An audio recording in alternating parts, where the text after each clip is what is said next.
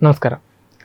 ചൈനയുടെയും തുർക്കിയുടെയും സൈനിക വിമാനങ്ങൾ പാകിസ്ഥാനിലേക്ക് തുടർച്ചയായി നടത്തിയ അസാധാരണ യാത്രകളും ലോജിസ്റ്റിക് നീക്കങ്ങളും അന്താരാഷ്ട്ര തലത്തിലും ദക്ഷിണേഷ്യൻ സുരക്ഷാരംഗത്തും വലിയ ചർച്ചകൾക്ക് വഴിവെച്ചിരിക്കുകയാണ്.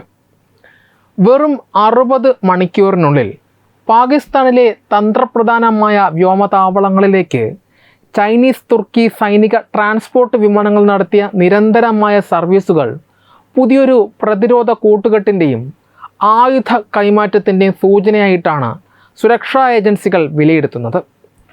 സാധാരണമായ പരിശീലന പറക്കലുകളോ നയതന്ത്ര യാത്രകളോ അല്ലാത്ത ഈ നീക്കങ്ങൾ മേഖലയിലെ സൈനിക സന്തുലിതാവസ്ഥയെ ബാധിക്കുമെന്ന ആശങ്ക ശക്തമായിട്ടുണ്ട്.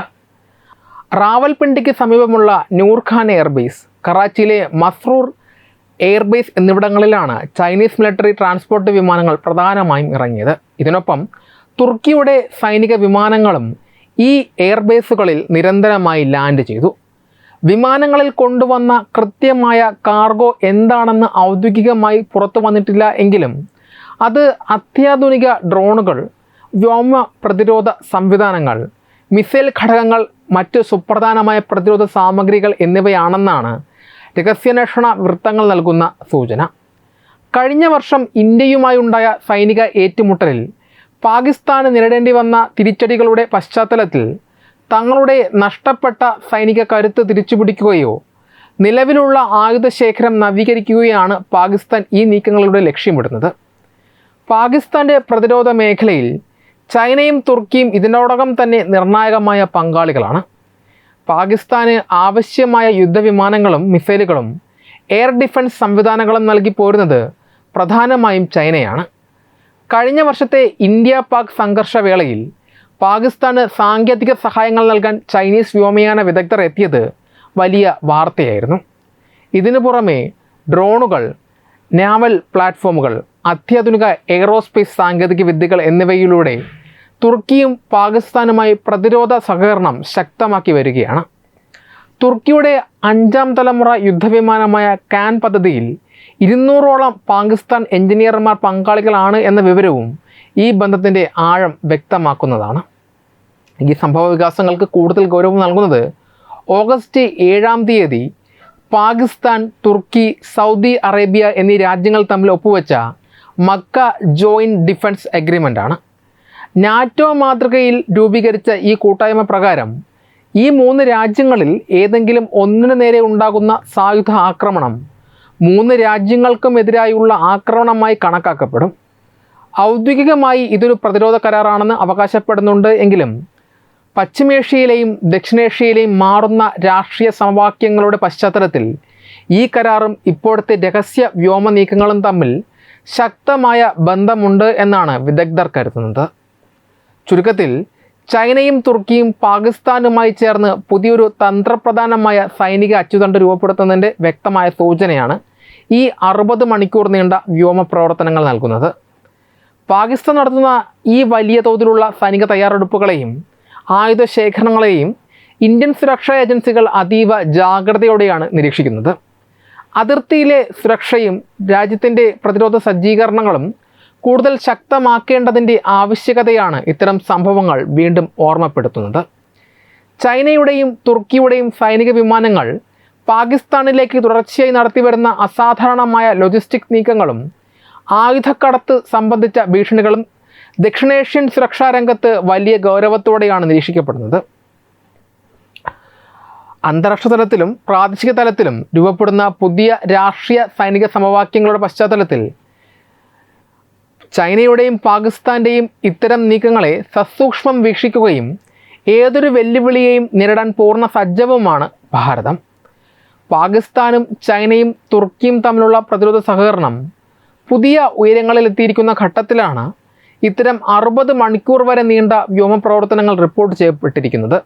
അത്യാധുനിക ഡ്രോണുകൾ, മിസൈലുകൾ, വ്യോമ പ്രതിരോധ സംവിധാനങ്ങൾ എന്നിവയുൾപ്പെടെയുള്ള ആയുധ സാമഗ്രികളാണ് ഈ വിമാനങ്ങൾ വഴി എത്തിക്കുന്നത് എന്നാണ് രഹസ്യാന്വേഷണ ഏജൻസികൾ നൽകുന്ന സൂചന. കൂടാതെ അടുത്തിടെ ഒപ്പുവയ്ക്കപ്പെട്ട മക്ക ജോയിൻറ്റ് ഡിഫൻസ് എഗ്രിമെൻ്റ് പോലെയുള്ള കരാറുകൾ വഴി പാകിസ്ഥാൻ തങ്ങളുടെ തന്ത്രപരമായ സ്വാധീനം വർദ്ധിപ്പിക്കാൻ ശ്രമിക്കുന്നുണ്ട് എങ്കിലും ഭാരതത്തിൻ്റെ ദേശീയ സുരക്ഷയെയും പരമാധികാരത്തെയും ബാധിക്കുന്ന ഏത് നീക്കങ്ങളെയും ഫലപ്രദമായി പ്രതിരോധിക്കാൻ രാജ്യത്തിൻ്റെ സുരക്ഷാ സംവിധാനങ്ങൾ പൂർണ്ണ ജാഗ്രതയിലാണ്. വ്യോമ നാവിക പ്രതിരോധ രംഗത്തും അതിർത്തി സുരക്ഷയിലും ഭാരതം കൈവരിച്ചിട്ടുള്ള സ്വയം പര്യാപ്തതയും ആധുനികവൽക്കരണവും ഇത്തരം ഏത് ഭീഷണികളെയും നേരിടാൻ പര്യാപ്തമാണ്. തദ്ദേശീയമായി നിർമ്മിച്ച അത്യാധുനിക ആയുധങ്ങളും റഡാർ സംവിധാനങ്ങളും മിസൈൽ പ്രതിരോധ കവചങ്ങളും അതിർത്തികളിൽ കൂടുതൽ ശക്തമാക്കിയിട്ടുണ്ട്. ഏതെങ്കിലും തരത്തിലുള്ള പ്രകോപനങ്ങളോ കടന്നുകയറ്റ ശ്രമങ്ങളോ ഉണ്ടായാൽ അതിശക്തമായ തിരിച്ചടി നൽകാൻ ഇന്ത്യൻ സായുധസേന എപ്പോഴും സജ്ജമാണ്. നയതന്ത്ര തലത്തിലും സൈനിക തലത്തിലുമുള്ള മുൻകരുതലുകളിലൂടെ ശത്രു രാജ്യങ്ങളുടെ തന്ത്രങ്ങളെ പൊളിച്ചു കടക്കാൻ ഭാരതത്തിന് സാധിക്കുമെന്നതിൽ സംശയമില്ല. ചുരുക്കത്തിൽ രാജ്യത്തിൻ്റെ സുരക്ഷയ്ക്ക് ഭംഗം വരുത്തുന്ന ഏത് ബാഹ്യ നീക്കങ്ങളെയും അതീവ ജാഗ്രതയോടെ പ്രതിരോധിക്കാനും രാജ്യത്തിൻ്റെ അഖണ്ഡത സംരക്ഷിക്കാനും ഭാരതം പൂർണ്ണ സജ്ജമാണ്. ചൈന, പാകിസ്ഥാൻ, തുർക്കി എന്നീ രാജ്യങ്ങൾ തമ്മിലുള്ള സൈനിക കൂട്ടുകെട്ടും സഹകരണങ്ങളും ശക്തമാകുന്ന പശ്ചാത്തലത്തിൽ ഇന്ത്യക്ക് സാങ്കേതികപരമായും സൈനികപരമായും മുന്നിൽ നിൽക്കുന്ന ഒരു രാജ്യത്തിൻ്റെ കൂട്ട് നിർണായകമാകും. ഇന്ത്യയും ഇസ്രയേലും തമ്മിലുള്ള തന്ത്രപ്രധാനമായ പ്രതിരോധ ബന്ധം അതിനിർണായകമായൊരു തലത്തിലാണ് നിലകൊള്ളുന്നത്.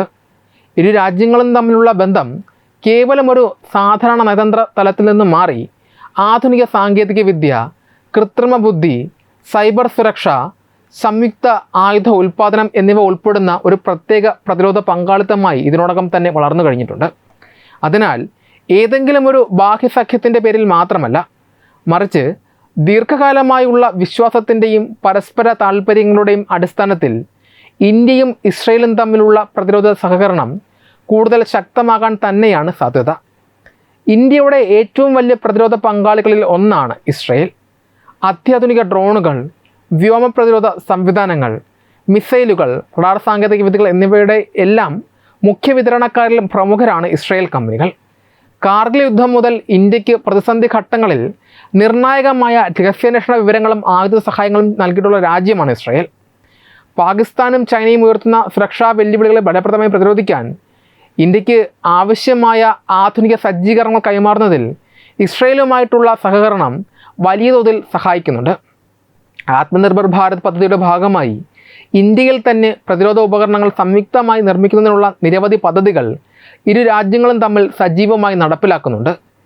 ചൈനീസ്, പാകിസ്ഥാൻ, തുർക്കി കൂട്ടുകെട്ട് മേഖലയിലെ സൈനിക സന്തുലിതാവസ്ഥയെ ബാധിക്കാൻ ശ്രമിക്കുമ്പോൾ അതിനെ പ്രതിരോധിക്കാൻ സമാന ചിന്താഗതിയുള്ള ശക്തമായ രാജ്യങ്ങളുടെ കൂട്ടായ്മ ഭാരതത്തിന് ആവശ്യമാണ്.